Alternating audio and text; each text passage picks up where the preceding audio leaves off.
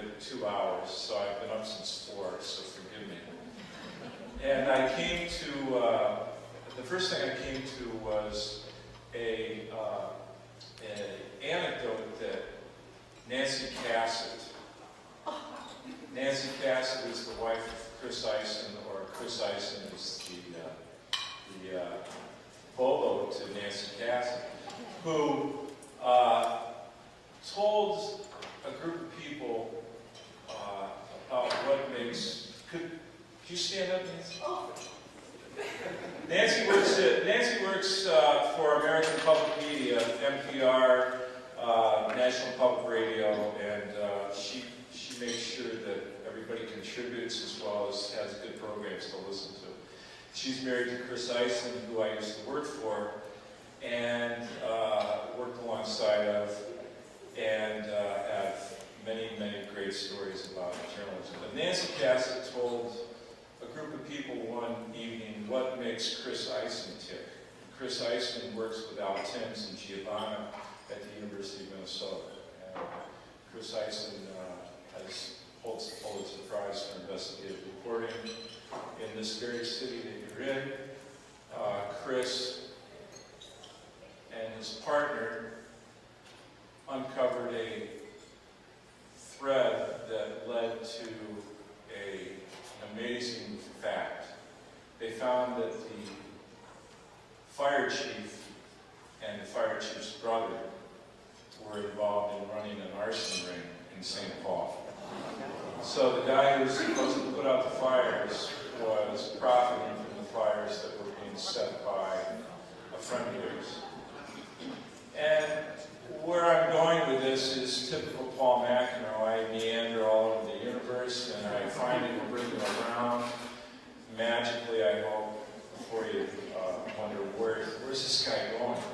But Nancy Cassett explained what we do to a group of people that didn't quite understand what makes us run and tick. And as Chris Gustafson here says, make that last call at 6:45, 7 o'clock before you leave work. Nancy said, excuse me, I'm getting emotional about it. But what they do, it's a calling. Of course, we get paid like it's a calling. But nonetheless, it is a calling. And Nancy understood that very well when it came to tolerating why Chris was coming home at 1:45 in the morning without liquor on his breath. It was because he was working his ass off in the newsroom trying to figure out what was going on. So that's what drives me. I believe that what I do is a calling. And I have been graciously accepted by Al Timms and his gracious partner Kathy Hansen and Chris to be able to teach at the University of Minnesota off and on for quite a long time, and it's been an honor. Because when I look around the newsroom at the Star Tribune, people I see from the sports department to the city desk to the copy desk to multimedia to digital, half of those people came to the University of Minnesota, and about a third of those people came through the classes that are provided by Mr. Timms and taught by people like Mr. Eisen. So it's to them.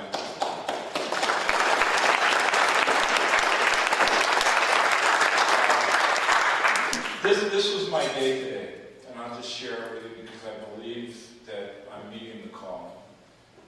This morning started off with a case of a 28-year-old woman who has a 2-year-old son who committed suicide in the jail up in International Falls back in April. She hung herself. She booked herself into the jail because she knew she was wanted on a DWI warrant.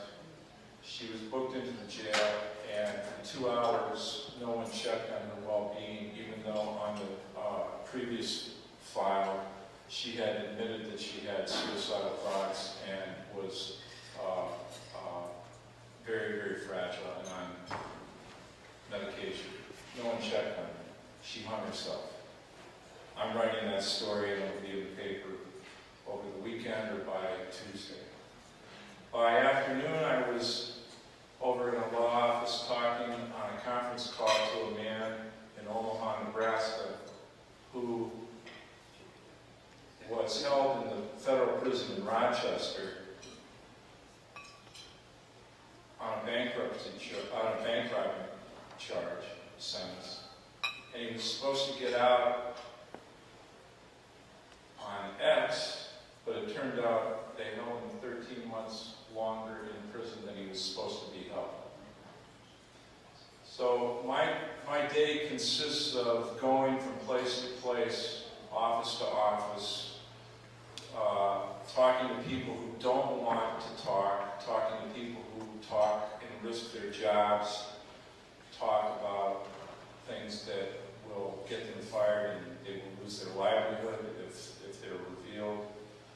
And those kinds of events in my life, day to day, make me realize when I walk down the sidewalk by myself at 2:30 in the afternoon, where I'm going, that what I am doing is a calling and it matters. I'll just kind of conclude these remarks with this.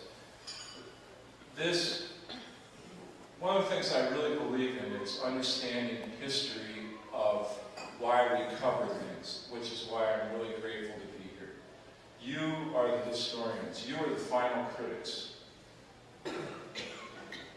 Ben Bradley talked about what we do as history on the run.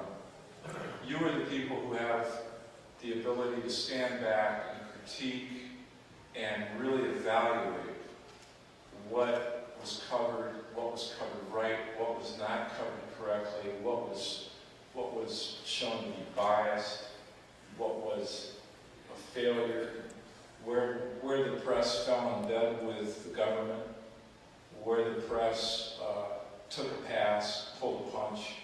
That's your job.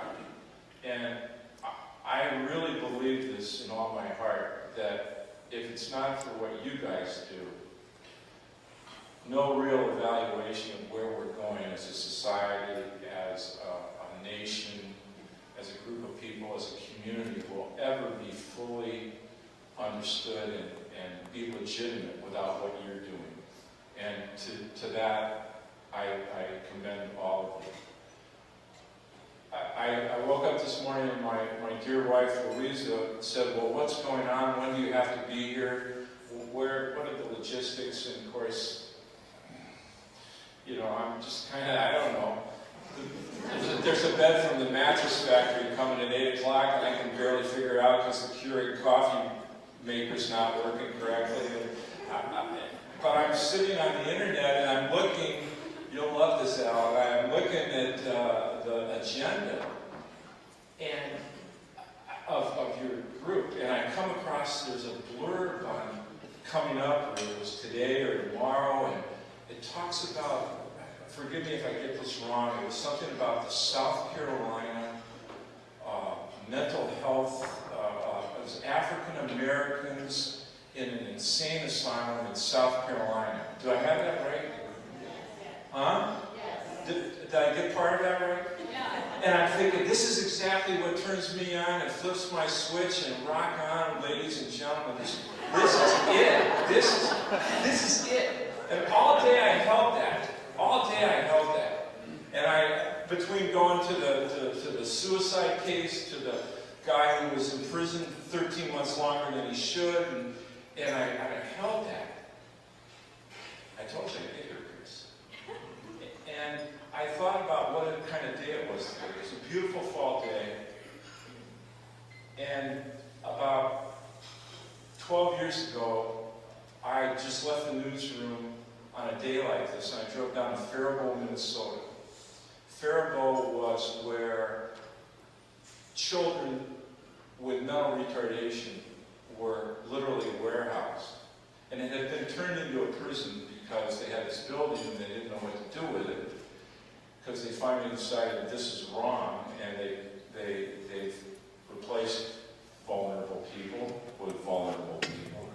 But I'm walking there and Chris was my editor. And of course I didn't tell Chris where I was going, I just disappeared as usual. He knew I'd return sometime. And I was walking around the grounds of the facility in Faribault, Minnesota, which is about maybe 80, 90 miles from here south. And I just wanted to get a feel for what this place was about, because I was writing about people who were what I would call voiceless and vulnerable. The people who have no voice, the people who you give voice to when you go evaluate what was covered or not covered. And I came across this swale, and I walked down it, and there was a beautiful meadow, and it was kind of, I won't say freshly mowed, but it was well kept up finally. And you could tell that there was something different about this particular area. And I was walking around, and all of a sudden my feet felt different, and I found myself walking on what turned out to be gravestones of the children who had spent their entire lives there. And that's where I came around to the South Carolina School for the facility that held African Americans in South Carolina. And I can't imagine what that must have been like. But I was walking around there, and it all came to me that, okay, now I understand. These people weren't considered to be human beings. I looked down at the gravestones, and they only had numbers on them. They didn't give them names. And it's your job to dig into those records. The kinds of things that Al Tim sponsors to be taught, Chris, to be taught about how reporters should dig into the records and the documents and understand who that is in the ground that is a number, and who deserves to be recognized as a human being rather than somebody who is a burden on the taxpayer and all they got out of it was a number. And that was the kind of day it was 12 years ago, 10 years ago, and today was the same day. And because of what I saw this morning on your agenda, it all came to me, and I just want to thank you very much. I'm humbled and I'm grateful, and I'm also grateful to be around people like yourselves.